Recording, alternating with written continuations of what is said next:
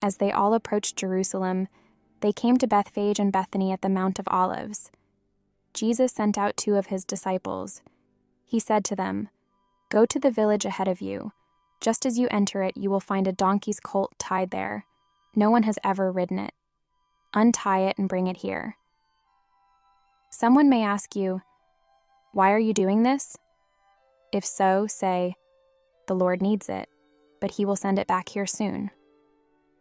So they left. They found a colt out in the street. It was tied at a doorway. They untied it. Some people standing there asked, "What are you doing? Why are you untying that colt?" They answered as Jesus had told them to. So the people let them go. They brought the colt to Jesus. They threw their coats over it. Then he sat on it. Many people spread their coats on the road. Others spread branches they had cut in the fields. Those in front and those in back shouted, "Hosanna!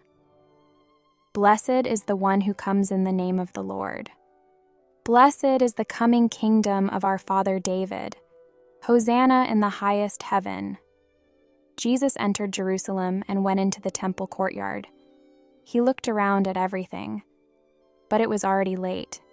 So he went out to Bethany with the 12 disciples. The next day, as Jesus and his disciples were leaving Bethany, they were hungry. Not too far away, he saw a fig tree. It was covered with leaves. He went to find out if it had any fruit. When he reached it, he found nothing but leaves. It was not the season for figs. Then Jesus said to the tree, "May no one ever eat fruit from you again." And his disciples heard him say it. When Jesus reached Jerusalem, he entered the temple courtyard. He began to drive out those who were buying and selling there. He turned over the tables of the people who were exchanging money. He also turned over the benches of those who were selling doves. He would not allow anyone to carry items for sale through the temple courtyard. Then he taught them. He told them, "It is written that the Lord said, 'My house will be called a house where people from all nations can pray.' But you have made it a den for robbers." The chief priests and the teachers of the law heard about this. They began looking for a way to kill Jesus. They were afraid of him, because the whole crowd was amazed at his teaching. When evening came, Jesus and his disciples left the city. In the morning, as Jesus and his disciples walked along, they saw the fig tree. It was dried up all the way down to the roots. Peter remembered. He said to Jesus, "Rabbi, look, the fig tree you put a curse on has dried up." "Have faith in God," Jesus said. "What I'm about to tell you is true. Suppose someone says to this mountain, 'Go and throw yourself into the sea.' They must not doubt in their heart.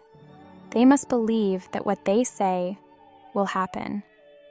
Then it will be done for them. So I tell you, when you pray for something, believe that you have already received it. Then it will be yours. And when you stand praying, forgive anyone you have anything against. Then your Father in heaven will forgive your sins." Jesus and his disciples arrived again in Jerusalem. He was walking in the temple courtyard.